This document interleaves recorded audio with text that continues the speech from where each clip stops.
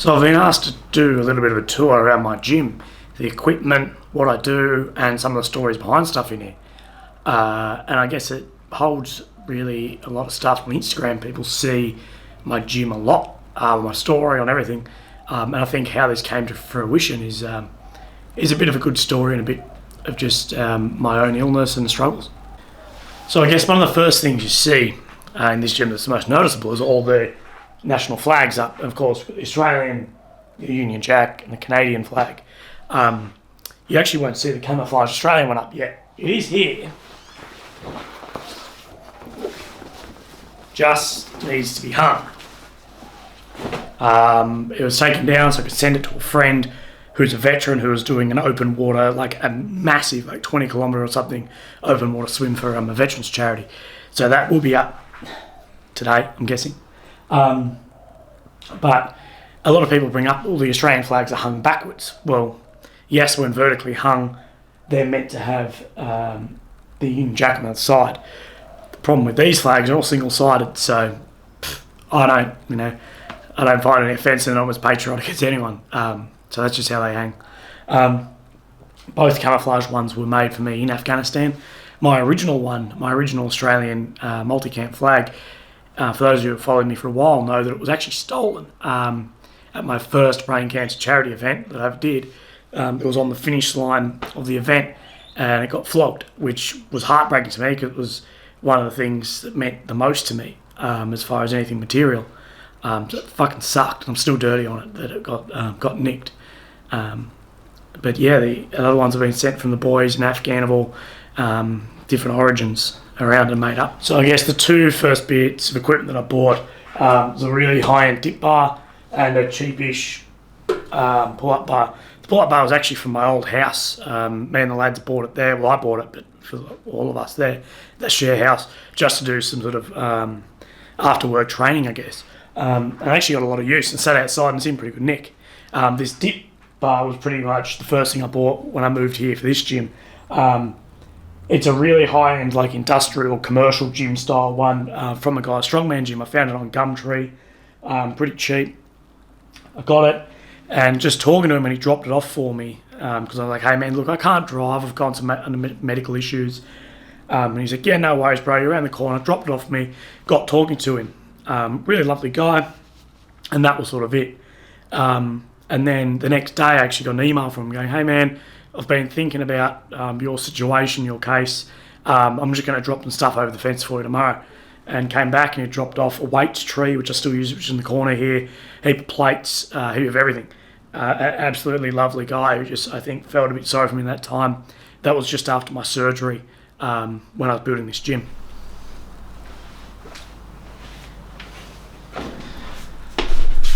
So why a home gym? Well, big question, why not? I think if you actually add up the money, it's way cheaper, but I couldn't drive for an amount of time, this after I had my surgery, and then I knew that there was going to be a lot of times when I was sick. I knew how my treatment was looking, that I'd be at home a lot. Being in the army, we have access to free gyms, of course, but I'd have to go to work, have to go to base, whatever.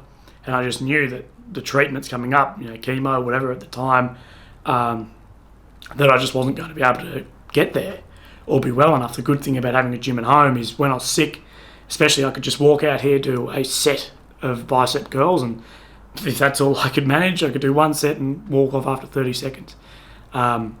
and realistically, the amount of training I did compared to what I would have done if I didn't was unimaginably more. So a home gym for me was absolutely fantastic. I had no pressure as my body was changing and my health was changing. No pressure to be anywhere or do anything. Just in here doing my own thing. And that was almost like a safe space, I guess, for me. A place to think, clear my head, think over things. I even came in here and did a couple of sets and I was watching me. I was just by myself. It was my space.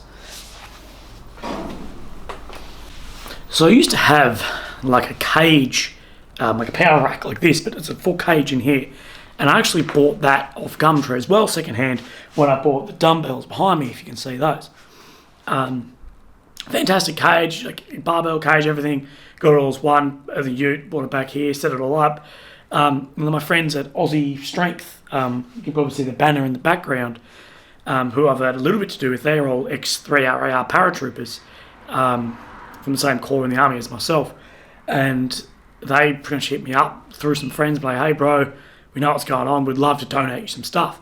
So they donated me this incredible power rack, the plates, the barbell, a GHD in the corner, and some other swag stuff. But most of that, a lot of it actually was given out as prizes in raffles for my charities.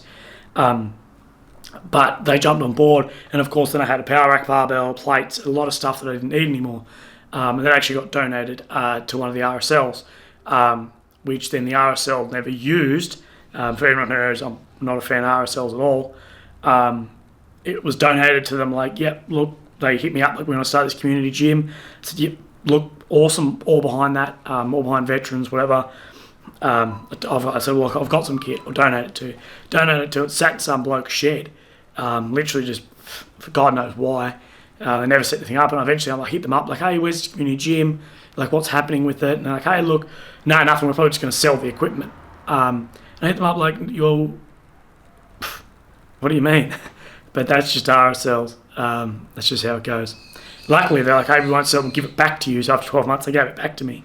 And then I sold it for like $100. It was like $1,000 worth of gear, but I didn't need it. I'd been donated everything, so I was at a sort of, no loss or profit anyway. So I sold to this guy for super cheap who just had a baby, who was like, look, I'm trying to find any time to get out and work out, as my wife is as well. We just don't have time. But I was more than happy to sell it to him for like way below what it was actually worth. Both these metal brass emblems of the Australian Army and the Skippy badge, anyone in the infantry will go, you fucking brass it up and get it polished. But they were both, I bought off Australian Metalwork Designs. You'll find them on Facebook. They make up a lot of like military hat badges and whatever in these. And it's pretty thick. This one needs some finishing. It never, I don't know if it was like a cheap one or whatever, but it just doesn't look like, have a look at that one. And this one's significantly older. That one's way newer and just isn't to the same quality. But not to bag on them. Still awesome. Still love it.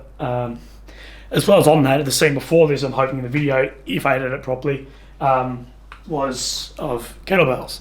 Kettlebells are some of the first things I bought. Kettlebells, I believe at least, are the most functional and the most flexible of any workout equipment, way more than even a dumbbell, because you can make it heavy just from exercises you can do, and you can do literally anything from a bicep curl to a tricep extension through to full dynamic swings, cleans, snatches, anything, even down to like farmer's carries. You can run with it. I've seen guys running with it to simulate the weight of a weapon before.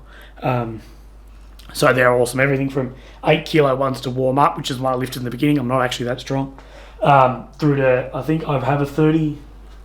It's either 32 or 36, the big one. I don't know what it weighs because I never bloody use it. I use it a few times from the swings, and then my forearms cook out. But eventually, I'll be snatching that one. This is why it pays to shop around on online Facebook Marketplace, Gumtree. I literally haven't bought anything new for this gym. I've had a few things made, a few things given to me, but then most of it's all secondhand. Because gym stuff doesn't wear out, it gets scratched, but then it looks like you've used it more. This whole rack from 5 kilograms to 30s of dumbbells was, I think like $500. And anyone who knows dumbbells, you know how cheap that is. Massively cheap. And it actually comes with more than pairs. So a lot of them in threes. So there's like 330s, 325s, like 327.5s, which you can't have too much. So I can take one outside and still have them in here or rotate through. It doesn't matter. Weight to weight is awesome. So that's one of the things which I actually underutilise a lot, is the amount of those. I should use it more because it's light enough to go through almost like technique, small muscle building stuff to your really strong, like actual lifts with a pair of 30s. That's me. Oh, that's me in Afghanistan. This photo was taken of the infantry guys on my tour right at the end. I think this was our final range day. Anyway, yeah, it was my camera it was taken on, so I've always owned good DSLR cameras or whatever. I can't even remember who took it, but I think I just ran up, set them up with it, like press this one, whatever, and as I was running back, I was like, Willy, just fucking jump in the front. So that's me in the front. All the boys, a lot of these guys aren't serving anymore, but the memory of that's fantastic. And of course, with the infantry skippy badge underneath this has duty first, which is the infantry motto. Also in the maroon colours of my battalion being the. I guess the heart and soul of any gym. Power rack. We do barbell, squats, everything. Even take the safeties off and do deadlifts sort of in there, I guess, just because I don't have that much room. You just had these mats. These are like high compression mats off at a commercial gym, also on Gumtree, cheap ads, because normally they're like $50 a bloody square. You get them on Gumtree for like 10. Just ripped up out of a gym. But yeah, Aussie strength, half cage, power cage. I've never had any problems that I've dropped so much weight on it before, like easily 180, 190 kilos, and it's just been fine. Aussie strength barbell, plates. I never had in the middle I've got like 10mm plywood boards to do squats on as just like a more stable platform, because I sort of felt like as I was going up, those weights, in mid-hundreds weights, that even the high density like gym matting would almost sponge a bit under my feet. So I replaced it with big, I don't even know what they'd be, probably 3 foot by 4 foot, like 10mm thick plywood, just so it's a little bit more stable under the foot. As well as a Kmart industrial fan, awesome, in there just to blow air on me because I just smell the storms.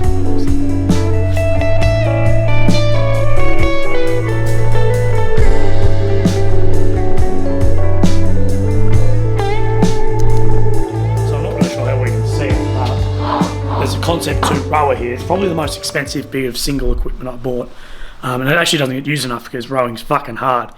But it was actually out of a fire station. Some of the guys there apparently got a new kit in and they were in charge of selling it. So it was about $1,000, which was still a very good deal for a Concept 2. And one of the things that people don't know is in the little, like, I don't know, like the display on a Concept rower. If you look in the bottom of it, there's a card slot that comes with a card when you buy them, which keeps all your data entries, like your Garmin does, in it, and you can go to any Concept rower and then race your own times. I've never used it. I know anyone who would use it, except if you're an actual rower. But I know guys who are rowers who didn't know that. So that's my little fun fact for the day of rowers.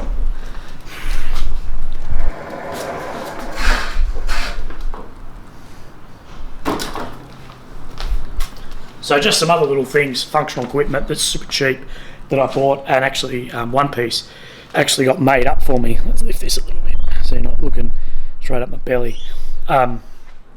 So this 14 kilogram hammer for tyre hammers, what is heavy as shit. Sandbag from Kmart, awesome. And there's 2 of these, but these are 2 farmer's carriage units that got welded up for me by a friend in Adelaide here and dropped off. Legend just hit me up one day seeing me do them, because you can just do those carriage with like strops, like from your 4-wheel drive, like meter strops through plates and just carry them, and it works just as well, to be honest. But he saw me do that on Instagram. Thought, nah, Willy, I'm going to weld you up a set. I'm a fabricator and welded me up a set that I believe are actually better than the ones you could buy. Probably better material and way better handmade.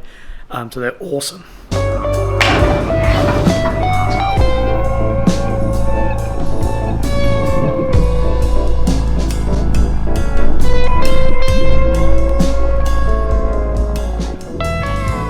piece which you could almost say is where it all started, my big tractor tyre. I think, let alone what I said in there, I actually think it was maybe the first bit of equipment I bought, other than the pull-up bar, but first bit of equipment at this house. I was looking on Gumtree as well. I wanted a big tyre to do some work on, and looking on Gumtree, it's actually from the docks, living in the Port Adelaide region, so I've actually off one of the massive cranes down there.